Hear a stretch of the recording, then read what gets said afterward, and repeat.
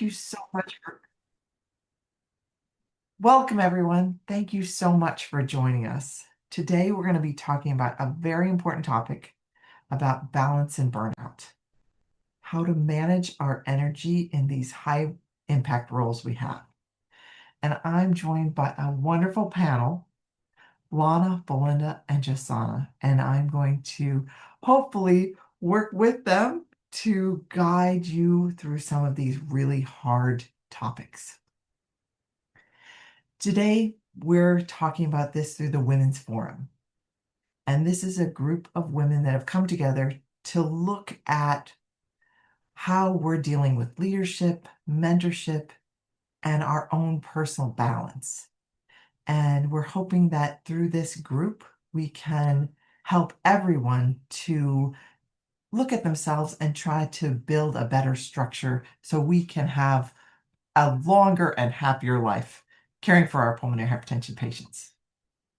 And the initiative is really looking at professionalism, our community, opportunities, resilience, wisdom, advancements, relationships, and development. And that's where the FORWARD word comes from, putting those all together in this very special webinar series.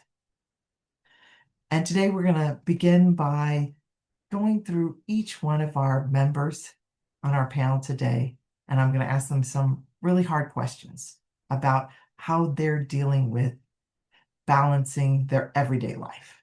And then we're going to talk about all of these topics as a group to try to really bring out some of these very important topics.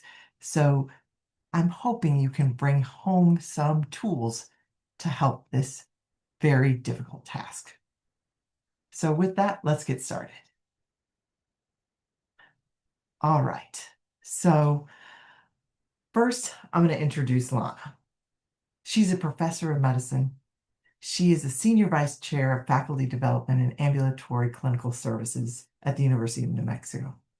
She's the director of their pulmonary hypertension program, and she is known for building teams, especially working with people in resource-limited communities and advocating for patient-centered care and well-being. And if anyone knows Lana, you'll know that she has a passion for caring for people of all different backgrounds, especially people in her community. And Belinda, she's a professor of medicine. She's at UPMC.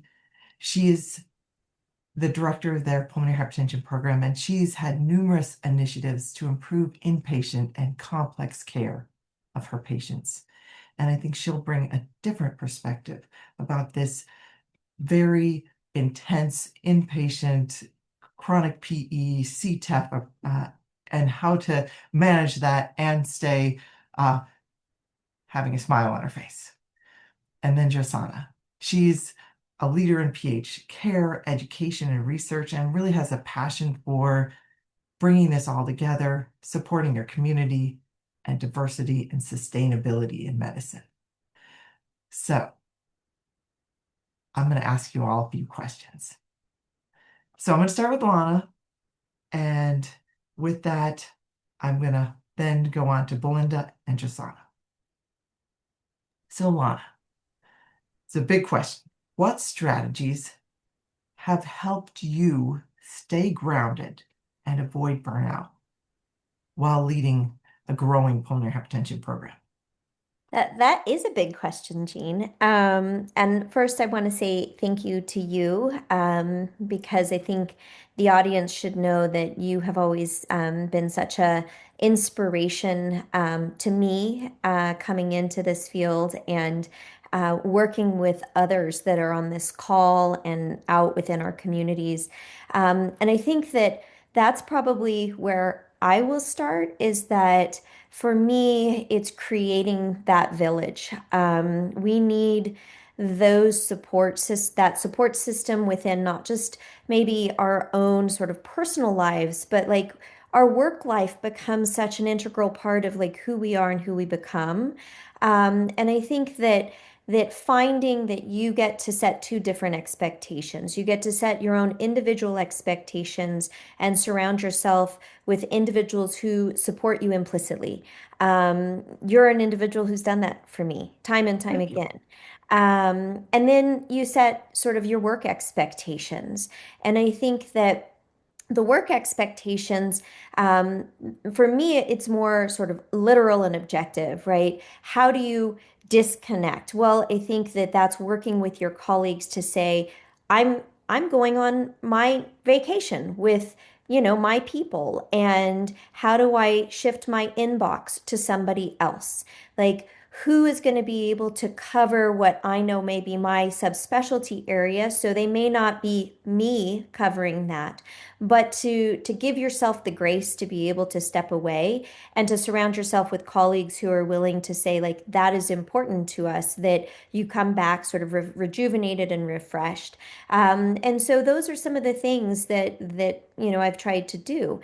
And I think that it's a learning curve because in the last 15, 16 years of being, at UNM and starting the pulmonary hypertension program and growing it, you become so attached to all of these responsibilities, what feel like obligation, what feel like if you step away, would you not be providing everything for all of those around you? And so it's where you start to find that it's so important to, have the opportunities to gain your own perspective once again, and allow yourself to escape. And for me, I know I'll be really honest. It was actually this past week that I went to a burnout prevention retreat. It was a 2 day retreat where it was an opportunity to like learn for myself once again, like what were my own goals and how was I going to achieve those while still keeping a balance for myself.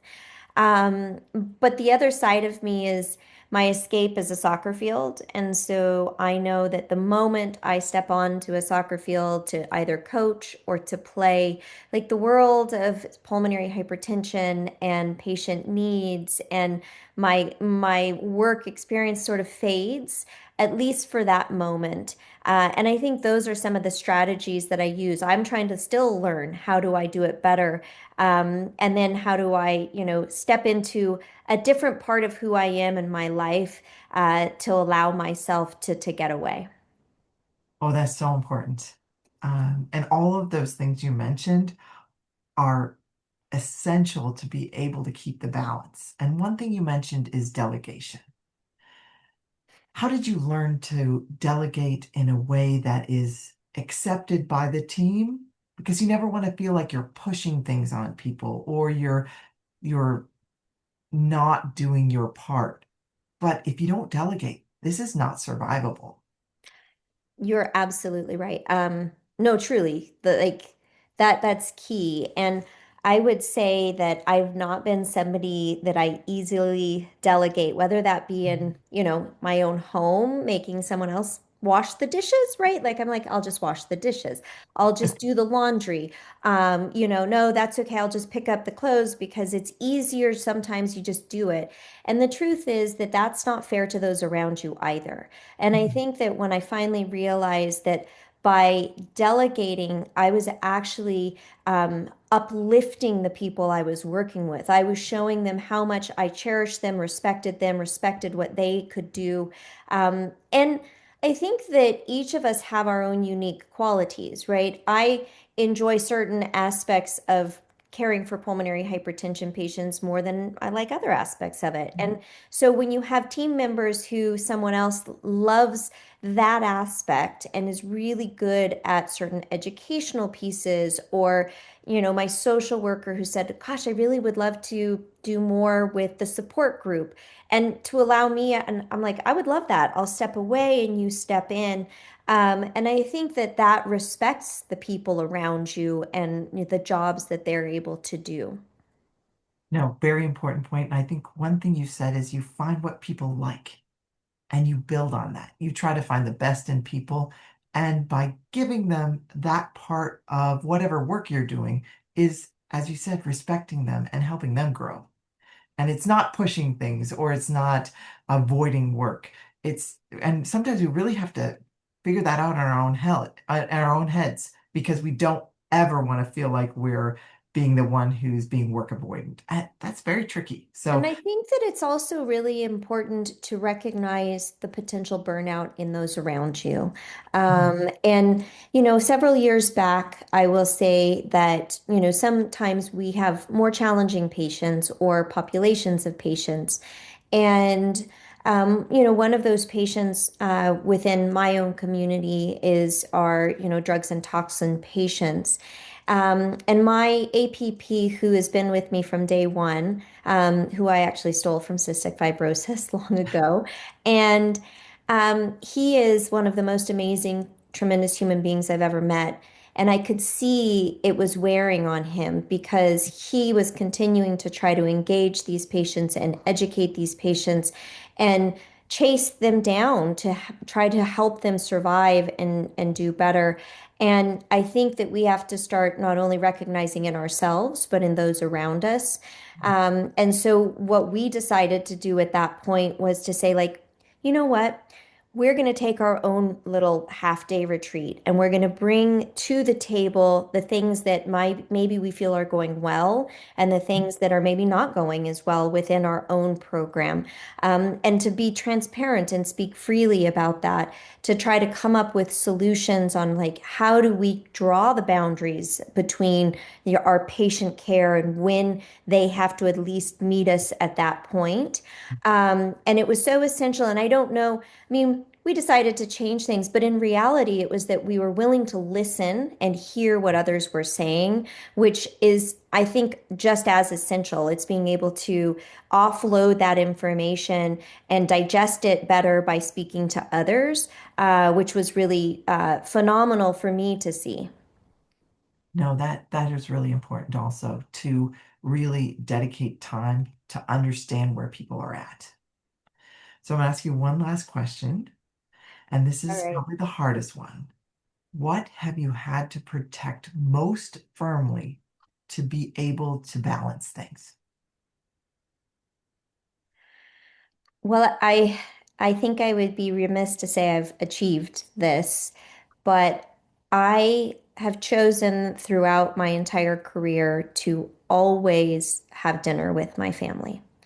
Even if it means going back to work later or getting back to emails or doing something else. And even if it's like we made great grilled cheese sandwiches, it was just knowing that I was going to protect a space for myself and that during that time, my significant other, my children knew that I was going to always prioritize them. And yes, have I made every dinner every day of the last however many years? No, but it isn't because that not isn't, been made as a priority. And I think for me, it's a time that I, really look forward to hearing what others did and participating in other people's lives outside of the workspace. Um, and, I over the years play less of it, but I still every week say I'm going out to play soccer. I'm going to go see friends. And now it might not be going out to nice dinners and it might not be going on vacations, but it's a space where we all know that we get to just be a different person than how we walk in our shoes every day. No, that is really great and such an important thing to take home. Whatever is really important, we have to protect it with our whole existence because that's what makes us who we are, Yeah, right? And absolutely. and our family is with us forever, and we can't discount how much they mean to us and how much that dedicated time with them is so important. So Yeah. thank you, Lana. Thanks. So I'm going to go on to Belinda. I have some hard questions for you also. So, Belinda, in your role in a high acuity PH program, what do you watch for to help you recognize when you or your team are reaching that point where you need to step away and change the boundaries? That's such a hard question. And I think it's a very important one because, especially in high acuity and with high performing centers and providers as well, and all of us are in that category. um, I think that some of the burnout doesn't show in a very dramatic, one way you just like burned out. It sort of happens slowly and very subtle, until then one day you just like it just like reached the ceiling, right? Mhm. So I think that key factors to recognize would be that you or your coworkers, your team will, show signs of irritation, irritability on things that are little things that maybe things that didn't never bothered you before. Um, a very important one is showing a lack of empathy, or like you just feel like you're not caring anymore. And that maybe you're not as interested in what the outcome will be, or that the patient does well, or if they do or they don't, then you just like kind of just uh, Mhm. just don't show emotion and that compassion that we really need in our field. Trouble focusing is another big one. And if you're starting to write a note and you're like writing the same note for 20 minutes and you're still in the same sentence, and I think we've all been there. Or it can be work to work, or it could be research, or it could be anything that you're just doing, you just have trouble focusing. um, and I think another important one is like you stop feeling like a sense that you're impacting, that you're making something really meaningful in someone else's life. Mhm. Um, and I mean, some of these things are going to be very similar in pretty much a lot of fields. So it's not for Mhm. PH. And sometimes I feel it more in the ICU, right? Because it's sort of like a very high intensity environment that you're much longer hours sometimes. But I think it's a common feeling for a lot of providers, in regardless of the specialty they're on. Um, I think a lot of people can relate. Yeah, and I think what you mentioned means that you really are paying attention to your team and you know what their personalities are normally like. And when you feel them starting to withdraw or change how they usually interact with you, you can then act on that. So I think what you were mentioning is so important to really take time to pay attention to those people around you so you know what they're like normally. So if things are changing, you can then interject, you can make an impact before they have a time when they're in crisis. And we always want to avoid that for ourselves and for everyone around us.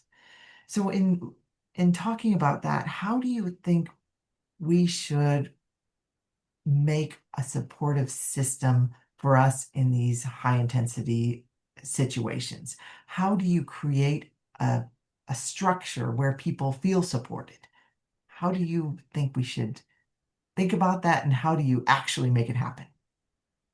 I think one important thing about this wellness and burnout, and it's kind of like a hot topic now, and a lot of programs, like a lot of institutions, my institution, they have this like Lana said, they have this day or half a day or 2 day retreat. And sometimes I think like, what? Why don't I just get the day off? Right? Like this will be very good for my wellness. So but the reality is that sometimes um, attending some of these sessions, they talk about tools that you can incorporate in the real world, sort of like in a day-to-day practice that will then impact your workflow. Does that make sense? So, Absolutely.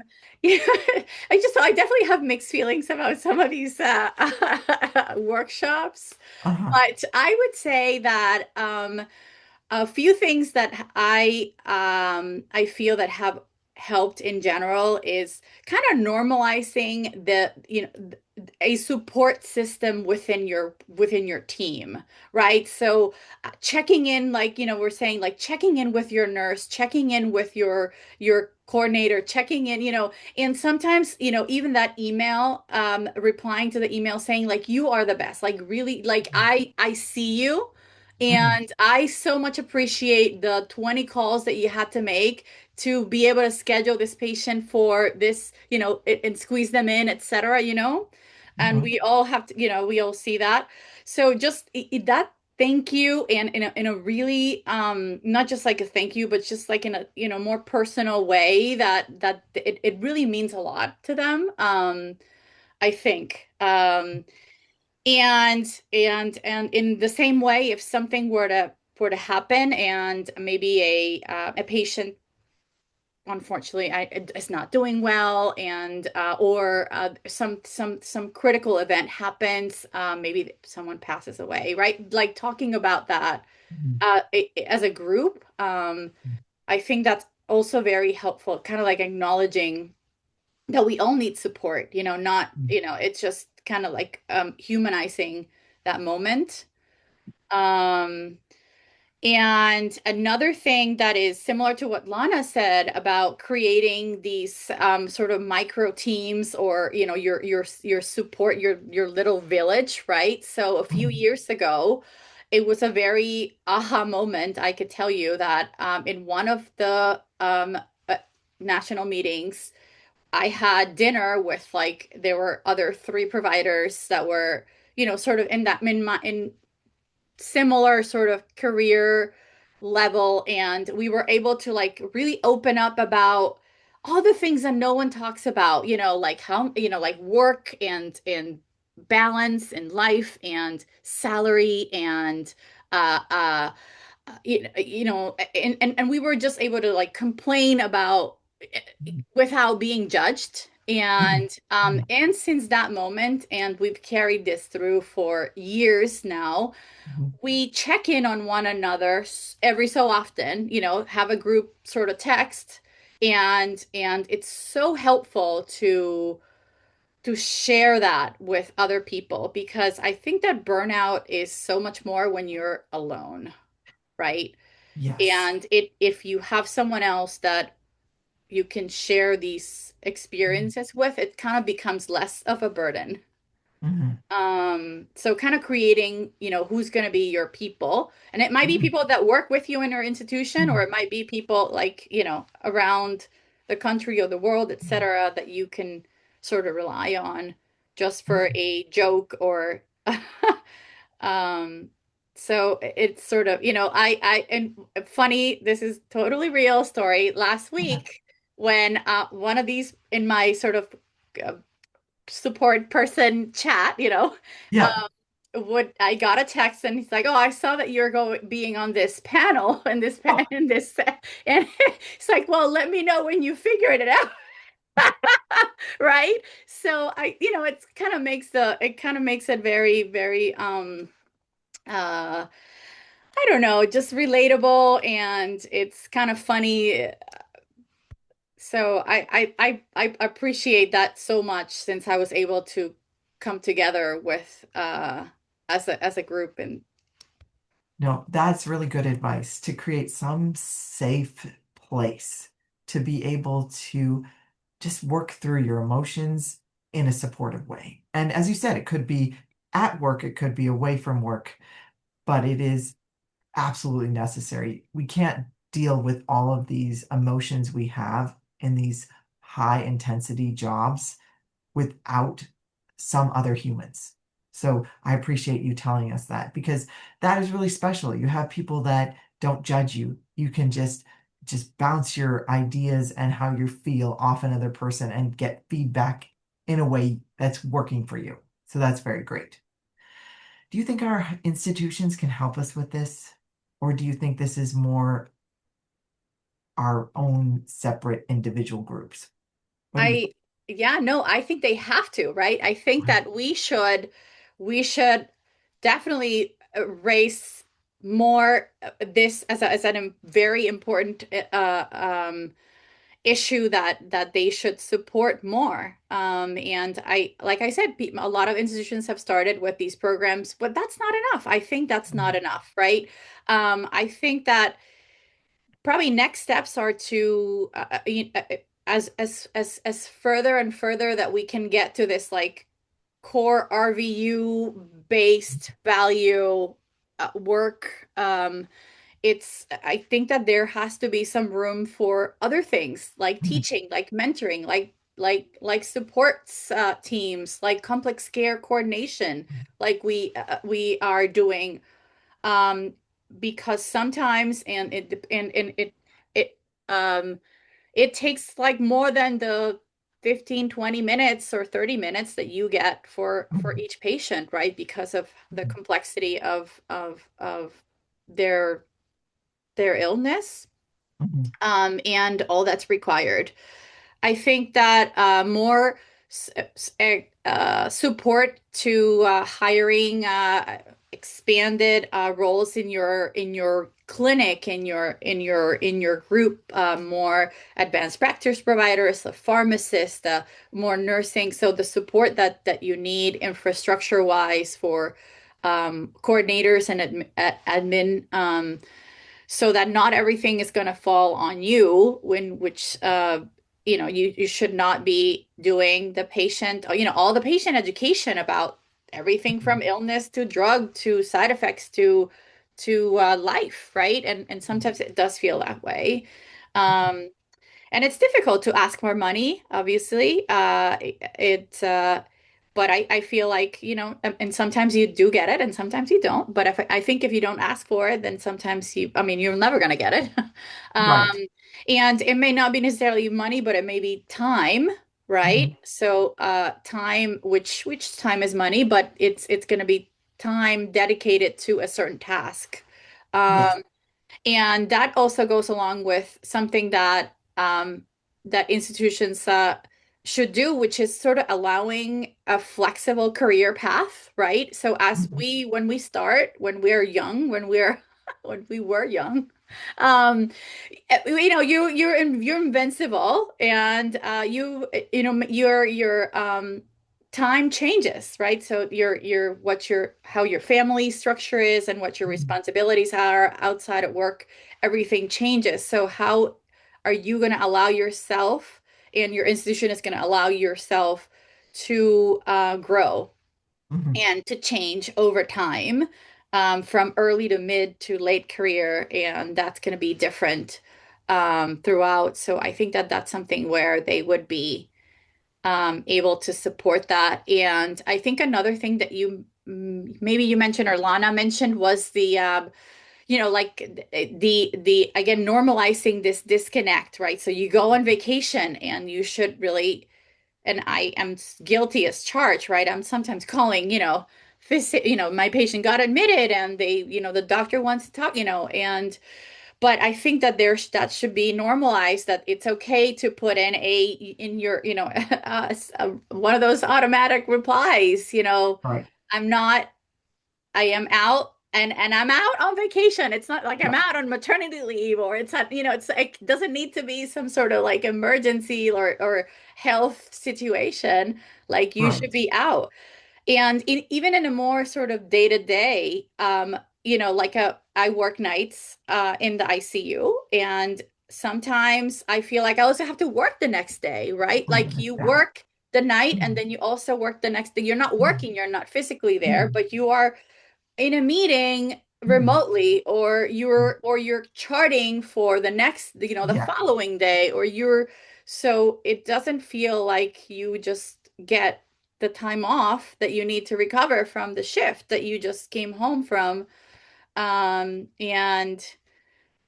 especially being women, and you feel like you got to do everything, and you're Mhm. sort of so used to it that you just, like you said, you just do it. But I think we just have to normalize that it's not okay, that we should just not be reachable 24/7, that you don't have to reply to that email in that second that you just Mhm. get it, which is such a, we're so attached to our phones. Mhm. Um, but sometimes you just have to be like, you know what?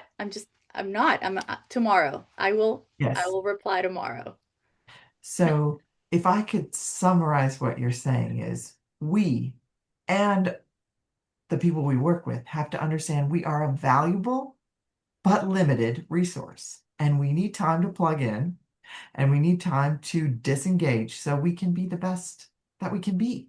Otherwise, our life expectancy as a physician is going to be much shorter than we'd like.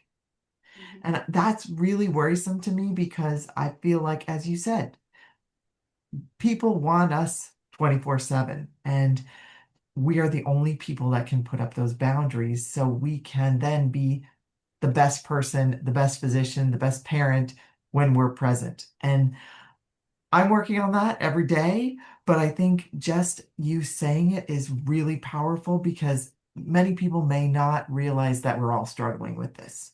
So thank you for that. I really appreciate that. So now I'm going to go on to Josanna. I've got some different questions for you about energy management. A young physician branching out, leading a team, and trying to balance it all. How do you approach energy management and all the competing demands you're faced with? Yeah, that's a great question that I definitely want to work on getting better at, but I think the biggest thing is l- really prioritizing on what you want to focus on at the moment and being present for that task because I struggle with having so much to do and then you actually are inefficient because you're thinking about the next thing and you're getting interrupted by your nurse and you're getting a page and so I think trying your best to focus on the task that you're doing and then before moving on to the next thing. I really like the idea of like it takes a village and of delegating to help with all the things we have to do and all the things in our plate. And I'm lucky enough that I have a strong team that I rely on and I trust. So I use my nurses a lot to communicate with my patients and do a lot of education and kind of follow up when starting medications. Um, I have really good colleagues, really good trainees that can help out, and also using your leadership position to and your opportunities to sometimes be a sponsor instead of taking it all in. You get asked to do all these things, and every once in a while you say, why don't you take this? I have a lot going on, and this would be great for your career. Yeah, Um, very I important to also I recognize that. also love my calendar. Oh, I don't think I'm like an organized person like naturally. So if it's not on my calendar, it's not going to happen. And I use my calendar to really block time. So because mhm, patient care will spill into everything, right? There's mhm, always messages, there's always questions, there's always in basket. And so if I have to work on research or I have admin responsibilities or I'm writing a manuscript or whatever it is, I will block time on my calendar where my staff can see, I'm unavailable. My office door is closed and my calendar says I'm in a meeting or I have this block time. And so I try to kind of lump together those projects in specified pre-specified time. Um, I also I try to be kind to myself and not put too much on my plate when I'm on service. So when I'm on service, I feel like it's very intense, dedicated patient care time. And then when mhm. I'm not on service, I try to, schedule all these other non-clinical things. And then I think the last tip that I've tried to do, I think Zoom meetings are a blessing and a curse. And because they're so easy, there's so many more meetings. Yes. And so I try as much as I can to bundle Zoom meetings Mhm, so that I do them back to back. Because the worst thing for inefficiency, at least for me, is having all these scattered meetings throughout the day because the mhm, time you have in between then is too small to get anything accomplished. So mhm. I try to kind of bundle all the meetings if I can. Um, and then again, be kind to yourself, understand that different times require different priorities and things are going to be changing depending on what's going on. No, you said some really important things that you are guarding your time. You're dedicating time to what you need to do in a reasonable amount of time rather than these 15-minute snippets here and there. Right. And for people like many of us who are situational perfectionists, right? Like we only want to do something when we have enough time to finish it, which is the most efficient way to do things. That is so messy when people are putting things here and there and the other places. So I think your advice is really, really important for everyone, especially people starting that haven't figured out that everybody can't just put things on your schedule whenever they want. And it's really hard to redirect that sometimes early on. So whoever's having this problem, I think take what Josanna just said to heart and try to block time so you can finish your tasks, because this is not like school where you get piled up with work during the day and you're supposed to do it all night, because that is actually absolutely the wrong thing for our balance and burnout stability. So that is really good advice. I appreciate that. And you said one other thing, closed door. And it doesn't mean that you don't want people to engage with you, but you want people to engage with you when you are ready and when you have time. What do you do when somebody doesn't respect that? How do you interact with someone and try to guide them to understand that this is the time I need to finish my charts or work on this project, and I will talk to you later? How do you deal with that? I mean, it's definitely not an easy thing because you get interrupted by all sorts of different Mhm. situations. I think one advice is to close email and Epic when you're doing something, because if not, you will never get anything done. Mhm. I think the biggest, this comes up a lot with my PH nurses because they're constantly like getting messages from patients and wanting my advice. And so many times I say, like, you know, keep everything and then come to me at once with all the things. Okay. Don't just keep coming in and out every 15 minutes because Mhm. then I won't get anything done. And sometimes I will say, if my door is closed, I'm in an important meeting or I'm doing something important, I will be available after this time. No, So I that's think really, open communication to try to protect your time is important.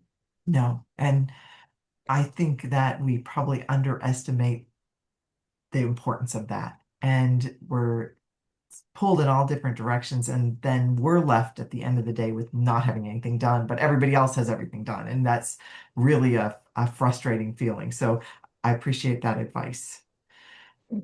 If you had to talk to someone just starting out, first or second year as an attending, what would you give them in terms of advice on how to figure out when to say yes to things and when to say, I gotta think about that? Because sometimes we have a tendency when we're starting out to Yes. say yes to everything.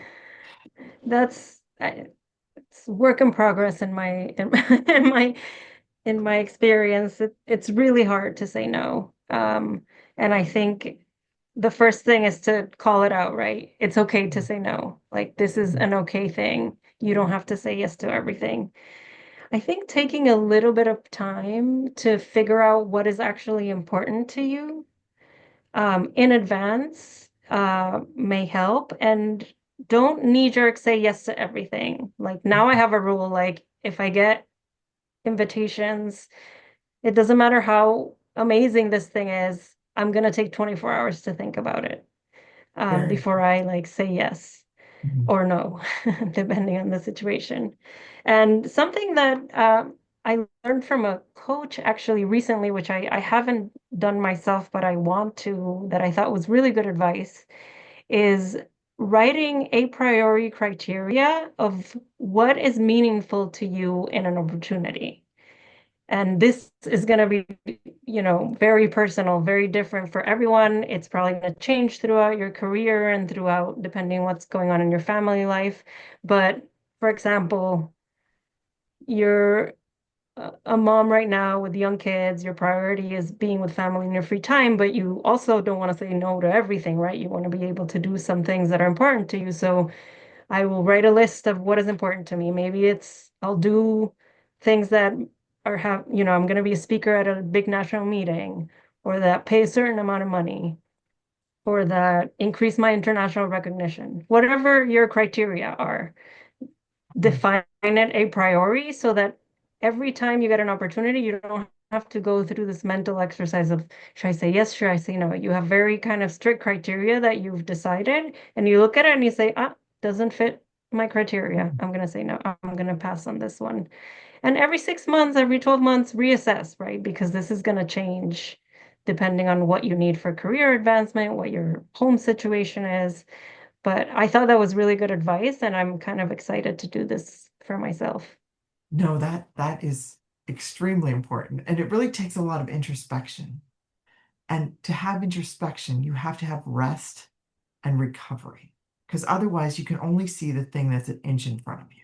So I think if we pull everybody's perspectives together, I think we talked about a lot of really important things so far about how to recognize changes in people, how to make sustainable actions to try to be able to preserve people's energy and remain balanced, and about boundaries. Josanna, you talked a lot about boundaries, and I think that is what we can do to try to prevent ourselves from being the like silly putty. And when we do that, we never make great progress because we're spread too thin. So at this time, I'd like to have everyone come together, and I'm going to ask you some just some tips and tricks uh, in terms of time management. What is each one of you, if you can tell me one hack that you have that you feel protects you and keeps you balanced. And this is something you could do at home or you could do at work, but what do you think is your silver bullet to at this time, which it changes all the time for all of us, depending on where we are at in our lives and our family lives. But I'm going to start with Lana. What's a hack that you have?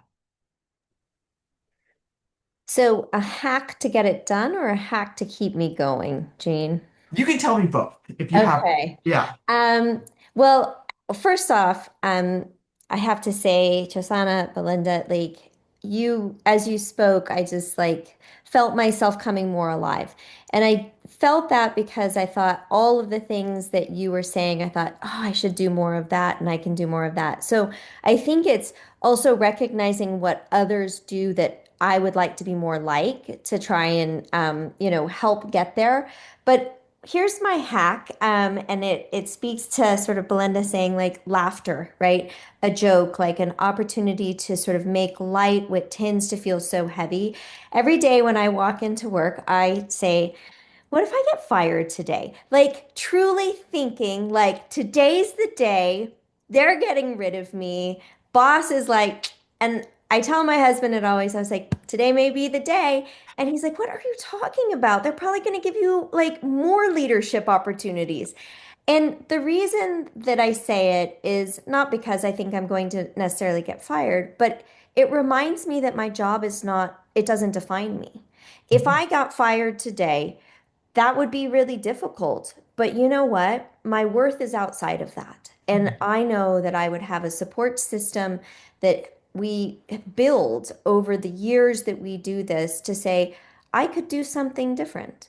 Mhm. We are tremendously capable human beings who, yes, we love PH, we love our patients, we love our colleagues, and we probably would go somewhere else and do our PH. But the truth is, like, maybe I wouldn't. Maybe I would go be a soccer coach. Maybe I would learn how to, whatever it is. But I find that if I just tell myself, today could be the day, that it Mhm. reminds me, like, hey, stop taking yourself so seriously. Like, it's okay just to go in and enjoy where you are in that moment. Mhm. No, that's great advice. I That's don't know if it's good advice, Jean, but no, it's it what I is. do to help me keep going. It is because we got to recognize that we are not these, we can't be put in a little box. We have so many aspects of who we are, and we have to make them all work together, but not one part defines who we are. And we can't put all our weight in that one aspect of ourselves. And I think we sometimes get wrapped up in work, and we can do that very easily. So, keeping the perspective is so key. So, thank you for that. So, Belinda, what about you? I don't know if my hack is a good hack or a bad hack, but I manage my calendar. So my nurse and my admin, they can help with organizing things around that. But I get to say, nothing goes into my calendar if you don't go through me and I say yes. Mhm. I think that sometimes is a little bit backwards, right? So it helps, it doesn't help the person who wants to get on the other end of the meeting.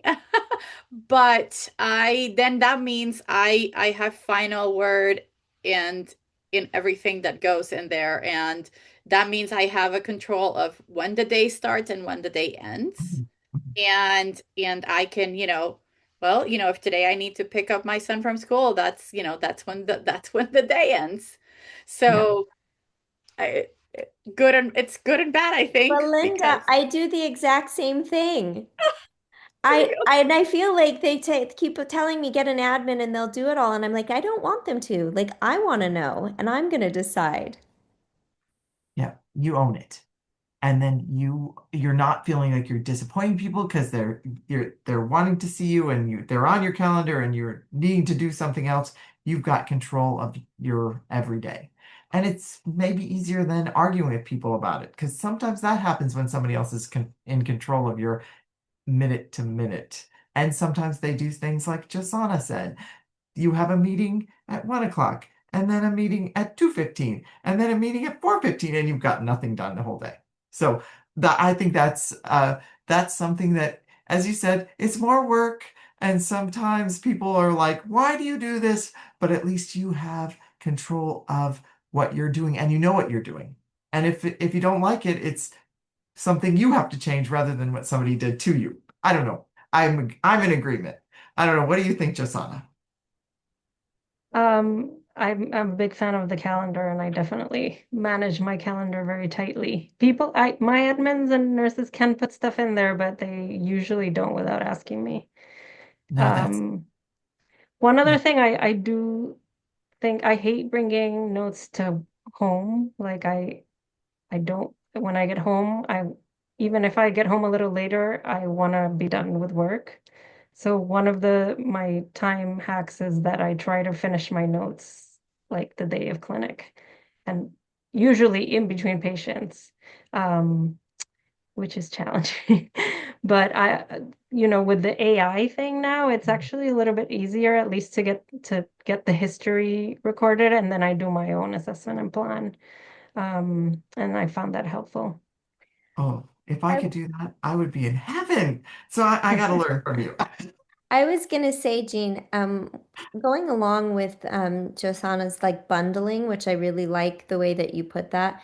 Um, I have started to, instead of making a meeting an hour, I make it 50 minutes and I utilize the last 10 minutes to recap the meeting, send the emails that need to be done for the meeting, send out whatever reminders, which I find myself instead of taking notes all through a meeting or sort of jotting down and then that ends up being my night because I'm like, well, I don't want to forget. I think that one, everybody appreciates a little time back or to get up and go to the restroom. And for me, it just gives me at least enough time to say, like, okay, I'm going to recap that or utilize AI if we're doing virtual to sort of say, okay, did they get everything right in terms of the recap of the meeting?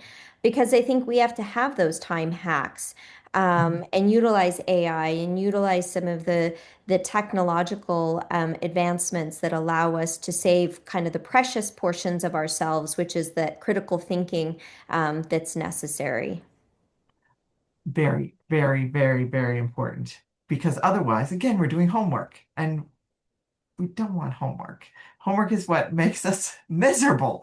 Um, and doing charts real time, that is, of course, many of us, our ultimate goal. And having enough time after a meeting to organize it and then be able to go on to the next and never be late. We had a president of the United States that one of the things he said was he's always 5 minutes early. That was one of his effort. It was Obama, and that was one of his secrets to success. And I think because you're allowing yourself time to think through, document, and regroup, then you won't have that stress of always being that 2 to 3 minutes late to the next thing. So that's another hack that I think we can take home with us. So we're getting ready to wrap this up, and I want you to think about what makes it different as women in balance and burnout. Personally, I feel like we have the fortune, and I really think this is like a gift. We can be in 1 minute the person who's in charge of everything, and then the next minute the person who's doing everything, and then the next minute we can be like the person that someone in our family thinks doesn't have any idea what they're doing.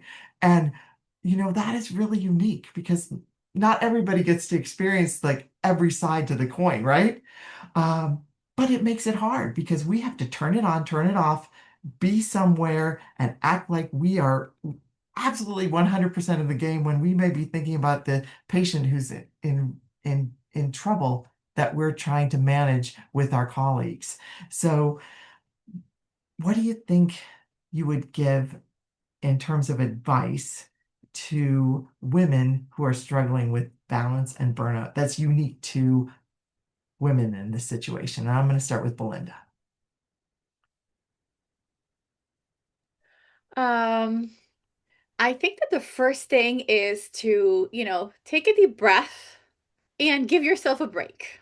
Okay? Just you don't have to be so hard on yourself. And you don't have to be perfect all the time. I think acknowledging that right from the start is a good place to just, start introspection about where is it that you want to prioritize that what Josanna was saying, like that list of things that you really want to accomplish. And in one side of the what column of the things that you want to accomplish, and then maybe another column of the things that you perhaps you feel like you need to work on, and Mhm. see if those can be aligned in a way that you could work on multiple things. So kind of like tag team and work on multiple things at once. And obviously this is like a lot easier said than done. And this is also something that comes with time and experience, and it's not something that you're gonna, figure out in a day. So I think just even if it's just without any figuring out, just acknowledging the limitations and and coming up with what you want to work on, that's huge. That is Mhm. already a very good sort of start. Mhm. Give yourself some grace, but also know what you're looking and what you're working towards. So that's great advice. Lana, what do you think? I should do this more for myself, but I think that we always feel tired. We always feel that, maybe if I could squeeze a little more in and get a little more rest. But what I would like to do, and I'm saying it from a personal place, is I need to prioritize my friends.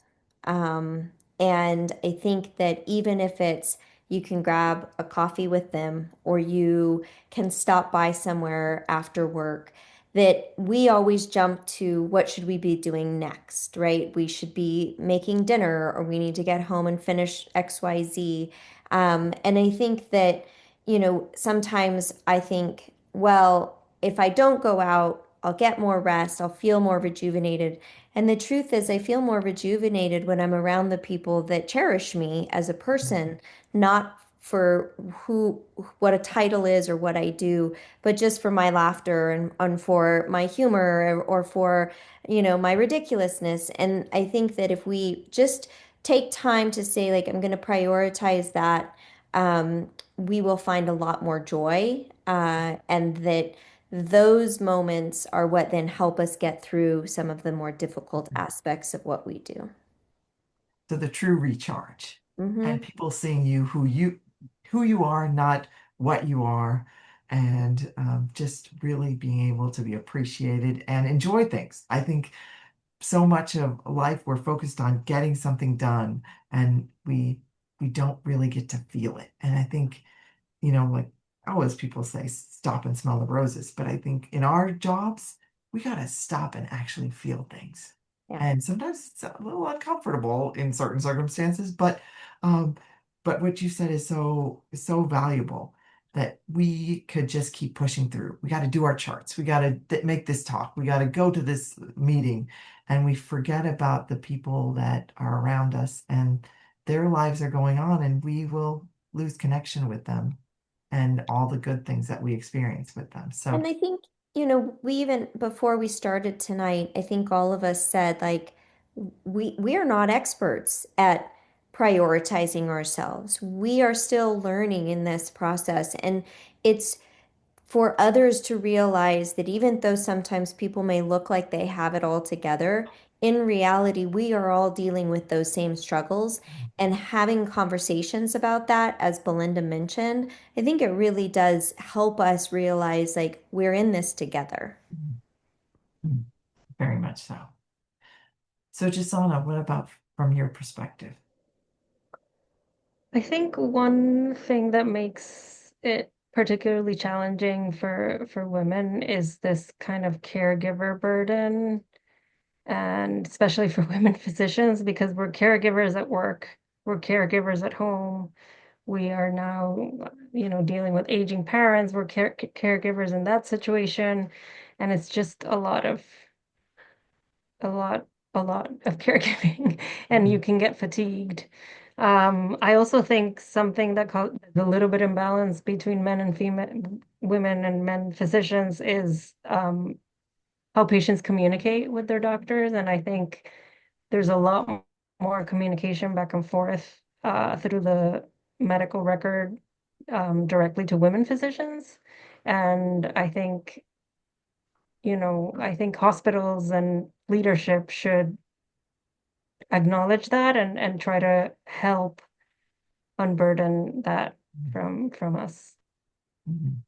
And what you said is true. Women physicians are more at risk for burnout, and the amount of communication, like my charts received by women physicians, are higher.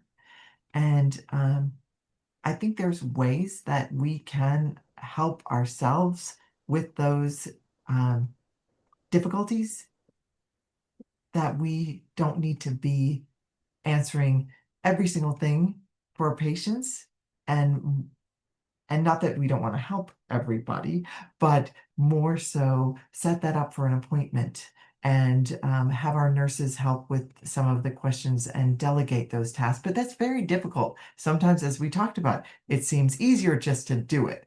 And then we'll get ourselves in this whole cycle of doing it and doing, and then we will not get our own tasks done, and then we're owning all of the responsibility of those communications. And then when, as we talked about earlier, when we want to go on vacation or do something different, it's hard to turn that off if we've been doing it for our patients every day, all day, for the entire time. So I think that's one advice I've been given and I've heard, is to try to really understand what our essential role is in those communications and make sure our team can support us so we can answer all the questions, but also um, do it in a way that's good for the patient and good for the whole team.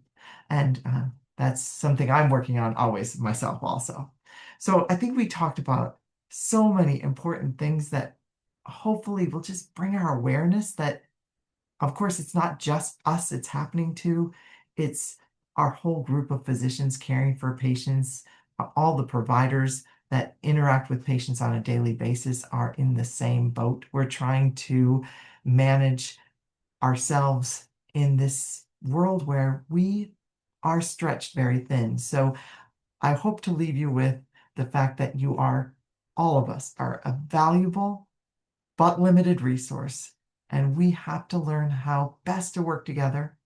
And as you all said, in so many very important ways, we have to watch people, we have to understand them, we have to talk and listen, and we have to respect everyone's boundaries and place boundaries ourselves to keep ourselves safe so we can have an enjoyable, productive, and long life as a provider or another healthcare professional in this very complex disease process. So I want to tell you all, And thank you so much for Jean, joining us. I'm going to Yes, interrupt you really quick because please. it does look like we have sort A of question? not just a question, but a wonderful comment.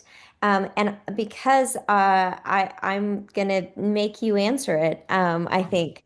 But Okay. essentially, acknowledging that a significant portion of the work that we do for our PH patients doesn't generate our view workload credit, such as reviewing outside records between visits, addressing patient questions and concerns between visits, and therefore doesn't provide a quantifiable productivity.